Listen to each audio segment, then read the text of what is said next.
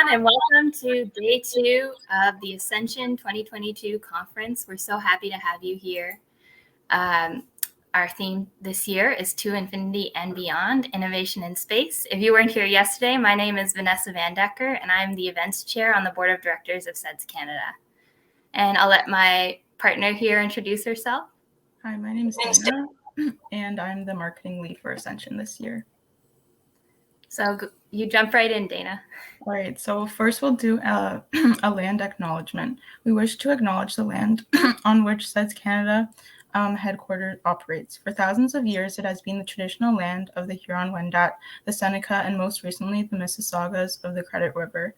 Today, this meeting place is still the home to many Indigenous people from across Turtle Island, and we are grateful to have the opportunity to work and be based on this land. Our mission is to strengthen Canada's future in space by uniting students and professionals, and we are committed to providing students with unique projects and events like this one, research programs, as well as professional development opportunities. This is our incredible team, of which Dana and I are 2 members. You're going to see a lot of our faces this weekend. So this is an overview of the team, so you have some friendly faces to see throughout the conference. If you need any help during the conference, please email us. Our email is conference@seds.ca, whether that is an inappropriate comment, some accessibility needs, or just a question you have. This is the weekend at a glance. So last night we had our amazing opening keynote and our first panel. Today we're kicking it off with our Saturday keynote by Katie Gwozdecky from Sinclair Interplanetary by Rocket Lab. Then we're going to go into incredible speakers throughout the day. You can see a detailed schedule on our website, seds.ca/ascension 2022, but also by looking through the Hopin schedule. We're going to have a projects highlight this afternoon with amazing research by student teams. And we're also going to have 2 workshops today, Building Your Personal Brand by Clinton Senkow and Creating Accessibility in Science by Anna Volker and Caitlin O'Brien.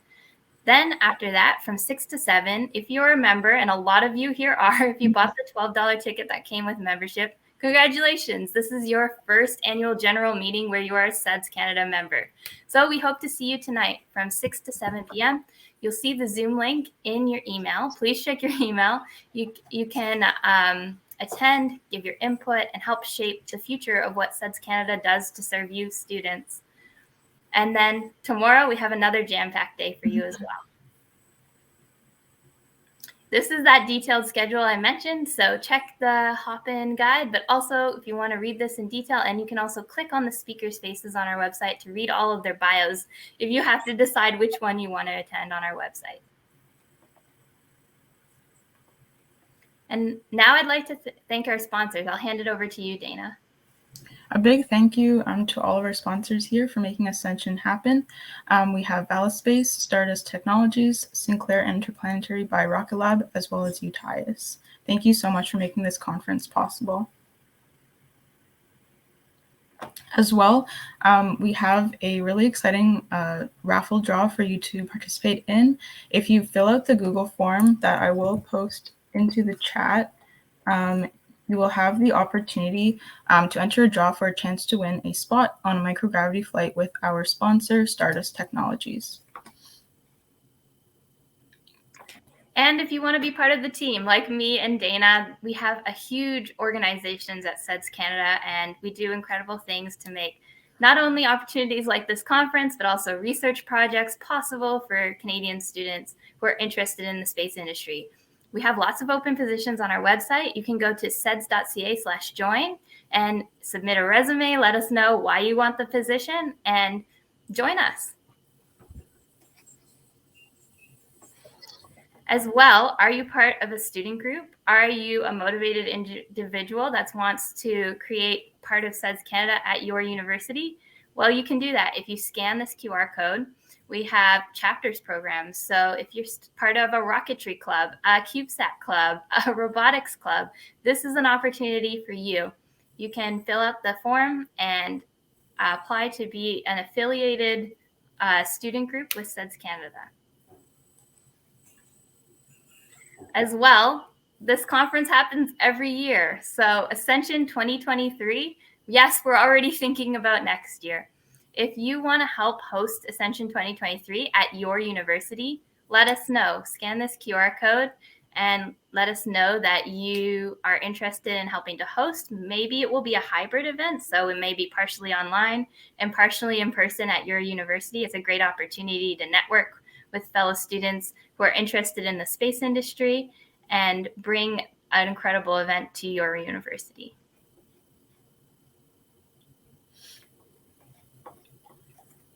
As well, we have our annual general meeting that's happening today. So make sure you attend if you are a SEDS member to learn more about all the stuff happening at SEDS, including our other events and projects. And we can just skip to the next slide. Okay. And then for some fun, tonight is the game night. So come join me. I'll be there helping to host along with Simeon and Maya and a bunch of other SEDS-Canada and space enthusiasts. Part of a conference is meeting fellow like-minded people. It's a great opportunity to meet other space nerds, to share your passions and just network within the industry. So come on out to the game night. It's tonight at 9 p.m. EST. And you also got an email about that with the link. It will be on Zoom tonight. And without further ado, we have our special keynote of the morning. I'll hand it over to you, Simeon, to introduce her. All right. Hello, everyone. Our sponsor speaker today is Katie Gwozdecky, who is a mechanical designer at Sinclair Interplanetary by Rocket Lab. Rocket Lab is a vertically integrated company aiming to be a one-stop shop for space programs that recently purchased Sinclair Interplanetary out of Toronto, Ontario. Katie spent the last 6 months working in the New Zealand office, helping to build skilled and knowledgeable teams across all areas of satellite components in the Rocket Lab family.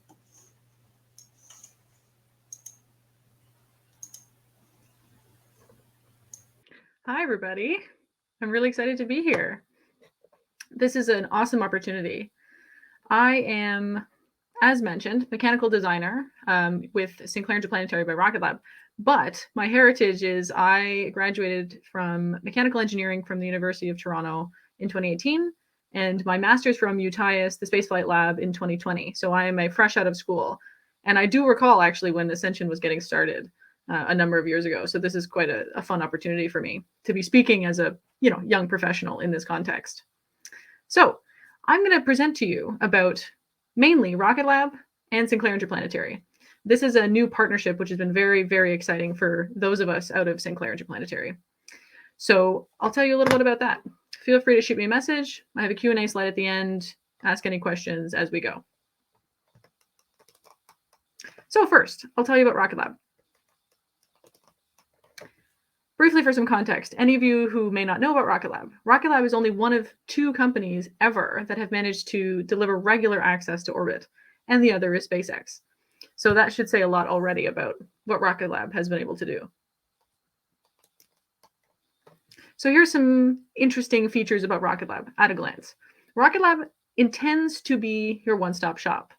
So we want to be able to take your payload as a customer or a student team or whatever, put it on a satellite, put it on our rocket, put it into orbit, and you use our software. It is everything to accomplish your goals, which is a pretty exciting but lofty goal. And we're on our way. And when I say that, I mean, we've launched 22 times. We've put 100 satellites into orbit. We have 2 factories across 2 hemispheres. We've bought 4 companies. We're growing constantly, which is a pretty exciting place to be from my side of things. So we have 3 main areas. One is launch, the second is space systems, and the third is space applications. I'll talk all about those in my presentation today. So we're a vertically integrated space company. How cool. What does that mean? It effectively means that we do a whole bunch of different things that come together to make a company that is capable of supporting itself from the ground up. So that means that we have manufacturing facilities up to operational facilities for our satellites on orbit. So first off, our headquarters are based in Long Beach, California, but we're actually founded out of New Zealand. So Rocket Lab was founded by Pete Beck a wonderfully spicy Kiwi. And he wanted to build a space company that does exactly what we're doing right now, which is putting satellites in space for people affordably and regularly. Launch cadence is key, specifically for small satellites. So, headquarters in Long Beach, California. We have one launch facility actually in Virginia, in the US, which was built a couple of years ago. We have one Canadian office, which is the Sinclair Interplanetary by Rocket Lab office. But we have a whole bunch of facilities actually out of New Zealand in the North Island. So as mentioned, I spent 6 months at the Auckland Production Complex learning about what Rocket Lab does in New Zealand and being involved in that process. We have mission control over there, and we have our launch complex out of the Mahia Peninsula in New Zealand. So Rocket Lab has some reach, which is cool.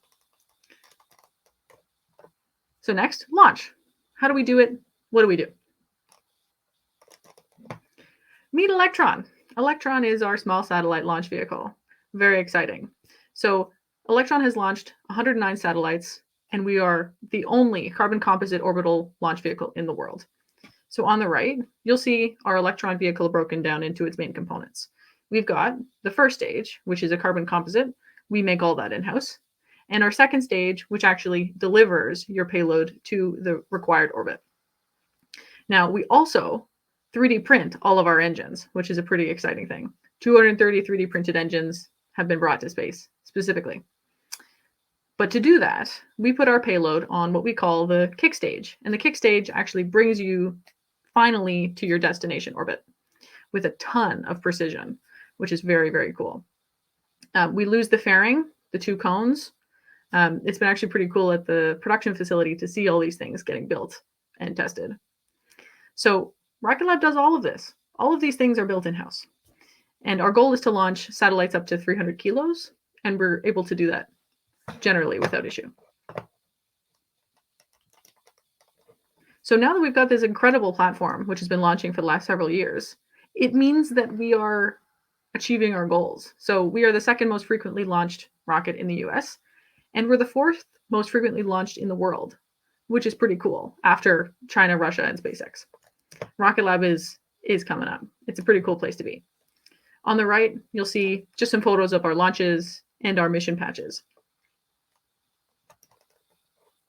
Now, you'll probably be wondering, well, how do you do all of this? How do you build all of these rockets? Well, we build them both in California and in New Zealand. So the top right photo is from our Auckland production complex, which is an amazing, amazing warehouse to be in. Everything happens in specific areas. It is very, very diligently manufacturing engineering oriented. So we have a composite area, we've got bonding areas, we've got our number of clean rooms for our engine components. We've got the first stage built up in a specific area. And everybody who's working on this project knows what they're doing and does their job well. While we have manufacturing, we also do a number of R&D projects. So you'll hear about those as we grow as a company. But we're not doing everything by hand either. We're not doing carbon fiber layups entirely by hand. We are actually aided in a lot of different ways by robotic help. So we actually, in the back of the Auckland facility, we have an amazing robotic helper that alleviates a lot of our bottleneck issues when we produce the first stage. So we've been making a lot of changes to make this a more consistent development project and something that we can do faster and more often. Now, we build all these things in-house, which is pretty cool. So about 90% of what Rocket Lab puts into an Electron is developed by Rocket Lab. So if you're having an issue with a battery, you go to the person who built the battery, whose desk is down the hall from you. Or the same thing with a number of other features. Any of the boards, we build those. Avionics, we build them. Structures, we build them. So you know that you're working with something that's high quality when your coworker built it. Now, I mentioned lots of details about the Electron as a vehicle, but it's pretty cool what we're able to do actually from a launch infrastructure perspective. We actually have our own dedicated launch areas. We're not launching just through the Cape. So Rocket Lab has a Launch Complex 1 based out of Mahia, which I mentioned. And so that's where our Electron launches are currently happening. But we also have Launch Complex 2 out of Virginia. This essentially allows us to fall into an industry and be part of an industry that happens in the US, which we wouldn't necessarily otherwise get being exclusively launching out of New Zealand. Plus, it means that any payloads can stay within the US. They don't have to get shipped overseas. And it can actually help with a lot of other licensing issues that come with being involved in New Zealand, as much as New Zealand is amazing. Now, you can put the thing in space, but if you have to get rid of it every time it comes back down, you're not going to get the cadence that you're looking for. So we've been striving for reusability. So that means that we are actually, again, only one of 2 companies that are competently able to reuse our rocket. So the goal with Electron is to launch it, deploy the kick stage, deploy the satellite, and then the first stage comes back down, deploys its parachute, and we swing by and pick it up with a helicopter, which is an awesome idea. We're actually doing our first end-to-end type test of a booster recovery this year. So stay tuned for that. But the goal of that is, of course, to improve our launch cadence, to make sure that we can actually reuse our carbon composite for environmental reasons, as well as for strategic launch reasons. Now, one of the most exciting things that Rocket Lab has announced in the last month or so is Neutron. If you haven't checked out the Rocket Lab Neutron video, it will blow your mind. It's amazing. So briefly, for some context, Pete Beck, our founder, said that he would never want to develop a big rocket. And if he did, he would eat his hat. And in this video, when we announce our big rocket, he eats his hat. It is phenomenal. So we're developing Neutron, which is our solution to medium launch requirements. Rocket Lab is able to do small launch, 300 kilos with Electron, but everybody wants a constellation these days. So Neutron is the solution. It's our 8-ton payload capacity rocket. Even better, can it launch lots of things? It can launch reusably. Our intention for Neutron is to have the entire first and second stage reusable. So that's our plan. Get on top of that if you want to be involved. It's a direct competitor to SpaceX, so you know we're bringing it when Neutron's coming out. Our intention long-term is actually for it to be sized for human spaceflight potentially and resupply for the ISS. So we've got some big goals. But as I said, we've been reaching them. Now, a lot about rockets, but why am I here? What have I been part of? I've been a part of the space system side of things.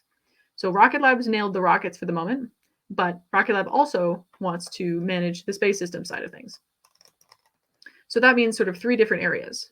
That means providing satellites for dedicated missions, whether they're science missions, commercial missions, LEO, interplanetary. Rocket Lab wants to build those platforms for you. Rocket Lab also wants to outfit those platforms with our own components.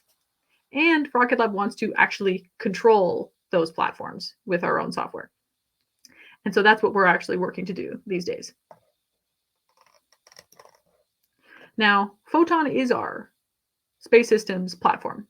So Photon is essentially what you would use if you want to mount your payload and put it into LEO and do whatever testing you're looking for. We actually have Photons on orbit at the moment. And the top right photo you'll see is our Photon First Light mission. So that was the test of our platform. So we're making moves with Photon here. This is a reusable, and by reusable I mean modular platform. So anything you want to mount, we can put lots of different payloads on it. And it's able to provide the power and the communications that your payload might need. This is a very exciting opportunity for Rocket Lab. But not just in low Earth orbit. We're talking interplanetary. So Photon levels up to become an interplanetary platform when we strap an engine to it. And so on the top right, you'll see that's a photo of our Capstone mission, which I'll talk about. Capstone is going to the moon. Rocket Lab is going to the moon. And so we want to develop this interplanetary platform to enable all different kinds of missions for Rocket Lab. And I'll go into a bit more detail about that. What are our missions? We have 3 super exciting missions that are coming up in the future with Rocket Lab. One is the moon. It says launching 2021. We know what 2021 was like. We're launching this year. Get excited. Capstone's going to the moon. We're going with the Lunar Gateway program for NASA. Capstone is going to scope out the lunar orbit and make sure that we know what we're dealing with when Gateway goes up. But Rocket Lab doesn't just want to work with others on a contractual basis. Rocket Lab wants to do it ourselves. So Rocket Lab aims to work with NASA, but provide the platform to go to Venus and look at the Venus atmosphere. This is a pretty exciting opportunity for us. That is interplanetary. Once we do that, we'll do Mars next, because why not? We want to do some awesome science in Mars too with our Photon platform. Now, cool missions ahead, but we have to outfit them with our own stuff, and that's what we've been trying to do. So Rocket Lab has made 4 pretty amazing acquisitions lately, one of which was Sinclair Interplanetary, to have control entirely of our own satellite components. So that includes solar panels, reaction wheels, star trackers, torque rods. All of that is now designed in-house. And it means that we can manufacture directly to ourselves our own product, which means helping our vertical integration. Now, briefly about Sinclair Interplanetary by Rocket Lab. So I joined Sinclair, actually, I worked as an intern for about 4 months, just after I graduated from my undergrad. And it's a tiny office downtown Toronto. At the time, there was about 10 of us. Now there's 15. And we are a production-oriented office where we build star trackers and reaction wheels in-house. We have a variety of sizes of reaction wheels, a couple different sizes of star trackers, with the idea to supply anybody who wants them. And we've had hundreds of years of on-orbit heritage. So we know what we're doing when it comes to those products. So working with Rocket Lab means that we are now part of the same network. So we're part of the Rocket Lab family. We have access to a whole different group of resources. And Rocket Lab has access to our awesome expertise as a company. So I'm a bit more mechanically AI&T systems inclined. So I've been able to help share some of that knowledge between Rocket Lab and the Toronto office across all different hemispheres. So you'll see the bottom right, we've got star trackers aboard all different kinds of upcoming Rocket Lab missions. So it's a powerful relationship. Now, as I mentioned, lastly, we've bought more companies. Rocket Lab didn't just buy Sinclair Interplanetary. So we've got the Sinclair Interplanetary spacecraft components, but we've also got software. So Rocket Lab bought ASI last year, which provides all of the on-orbit software for our Photon missions and other GNC software, simulation. We got it. Those of you that are familiar with our favorite MLB Lightband from Planetary Systems Corp, we bought them too. So we now have awesome separation systems for our satellites. And finally, no satellite is complete without solar panels. So we bought Solaro too. They're all part of the family. So we are being outfitted for an amazing future of developing awesome missions. So this is just the beginning of Rocket Lab. So keep an eye out for everything that's Rocket Lab's got in the future. Feel free to reach out to me. More than happy to ask any questions. Just wanted to get you excited about some of the things going on. And thank you for inviting me to speak at this conference. I'm super excited to be involved in Ascension. So thank you so much for having me, and enjoy your day. Thank you so much. Oh, I can hear myself double. Okay, thank you so much. I guess we'll open it up to some questions now. I see there are a few in the chat. So I'll start with this question. What is the main difference between Rocket Lab and SpaceX? Age. Rocket Lab doesn't quite have the time heritage that SpaceX does, but we'll get there. Interesting. Okay. Here's an interesting question. What technologies does Rocket Lab use to avoid the strength/durability penalties from 3D printing materials rather than using other manufacturing techniques? Well, it's been iterated on. So we 3D print the engines. So it's actually, there's a number of videos you could look up about the 3D printing for the engines. But it's been iterated on a whole bunch of times to eliminate some of those issues. Awesome. And then last question. Could you comment on who your clients are and if confidential, what type of clients you have? So, I mean, I can talk to you about, like, Rocket Lab has launched a whole bunch of satellites, including Black Sky satellites lately. You can look them up. Anything that Rocket Lab's put up in the near future or in the past is available. So all different kinds of satellites we've launched. Awesome. Okay, I think that is the end of this panel. Thank you so much for coming. And Vanessa will introduce the next panel once the time comes. Thank you so much again. Awesome. Thanks.